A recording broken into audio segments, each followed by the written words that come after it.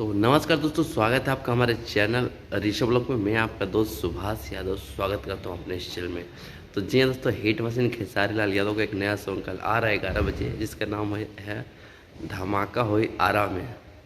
और गाना का जो कुछ बोल है, आरा के मुर्गिया। गाना बहुत अच्छा होने वाला है, सुन के थोड़ा हंसी आ रहा और कुछ लोगों का जलन होगा कि भाई आरा का नाम क्यों ले लिए। तो होता है। चलिए, कृष्णा विदर्जी जी का लिखा हुआ है और म्यूजिक भी कृष्णा विदर्जी जी का ही है। तो इस बार आरा में धमाल तो कृष्णा विदर्जी जी करवा ही देंगे।